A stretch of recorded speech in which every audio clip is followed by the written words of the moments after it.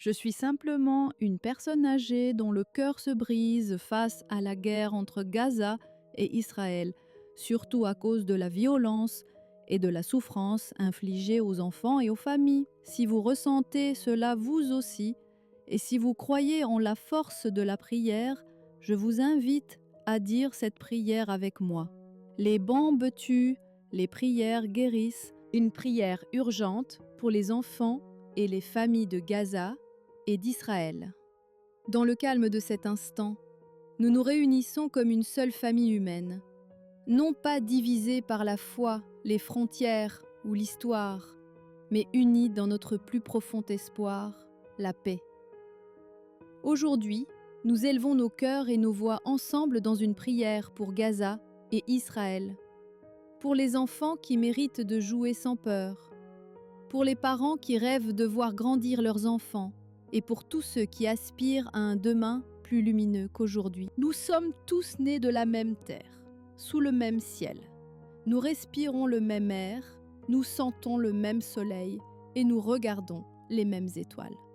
Avant d'être quoi que ce soit d'autre, avant d'être des nations ou des religions, des partis politiques ou des camps opposés, nous sommes des êtres humains, créés avec la capacité d'aimer, de guérir et de construire plutôt que de détruire. À Gaza, comme en Israël, les enfants rient du même rire, les parents ressentent le même amour, les familles partagent les mêmes rêves, les larmes versées de part et d'autre ont le même goût salé, le sang versé coule du même rouge, et la douleur ressentie de chaque côté transperce le même cœur de notre humanité partagée. Aujourd'hui, nous faisons appel à la compassion du plus profond de notre être. Une compassion qui dépasse les frontières et abat les murs. Une compassion qui voit l'autre, non comme un ennemi, mais comme un frère, une sœur, un compagnon de route sur cette planète fragile. Ouvrons nos cœurs pour ressentir la souffrance de tous ceux touchés par ce conflit, ceux qui ont perdu leur maison, des êtres chers, la sécurité et l'espoir. Reconnaissons que derrière chaque gros titre, chaque chiffre, chaque discours politique, il y a des vies humaines, des histoires humaines, des cœurs humains qui battent avec les mêmes désirs fondamentaux, sécurité, appartenance, dignité et amour. Nous nous opposons fermement à toute forme de violence. La violence qui détruit les corps, les maisons, les infrastructures. La violence qui brise les communautés et traumatise les générations. La violence qui perpétue les cycles de peur, de haine et de vengeance.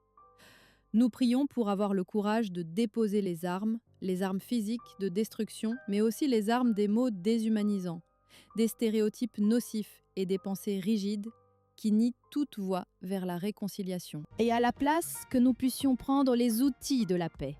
Le dialogue qui cherche à comprendre, la justice qui répare plutôt que punir, le pardon qui guérit et le compromis qui respecte les besoins. Nous portons dans nos cœurs les enfants de Gaza et d'Israël, des enfants qui méritent des terrains de jeu, pas des abris anti-bombes. Des enfants qui devraient apprendre dans des salles de classe, pas survivre sous les décombres. Des enfants qui ont besoin d'histoire du soir, pas de sirènes dans la nuit. Aux grands-parents qui se souviennent d'un autre temps et prient pour que leurs petits-enfants connaissent des jours meilleurs. Imaginons ensemble une nouvelle réalité pour Gaza et Israël. Une réalité où les enfants des deux côtés jouent ensemble dans des parcs construits là où se dressaient des barrières, où les écoles enseignent l'empathie autant que les mathématiques, et où l'histoire est retenue mais non répétée dans un cycle de violence sans fin, où les familles dorment en paix sans craindre sirène ou bombe. Cette vision n'est pas un idéalisme naïf, c'est la base indispensable de tout avenir durable. En terminant cette prière, engageons-nous à être des artisans de paix dans nos propres vies, pour les enfants de Gaza et d'Israël, pour les familles de tous les côtés de ce conflit, pour notre humanité commune et notre avenir partagé. Nous prions pour la paix, non pas seulement l'absence de violence, mais la présence de la justice, non pas seulement la coexistence, mais la communauté, non pas seulement la fin de la guerre, mais le début d'une nouvelle histoire écrite ensemble. Ainsi soit-il, que la paix l'emporte.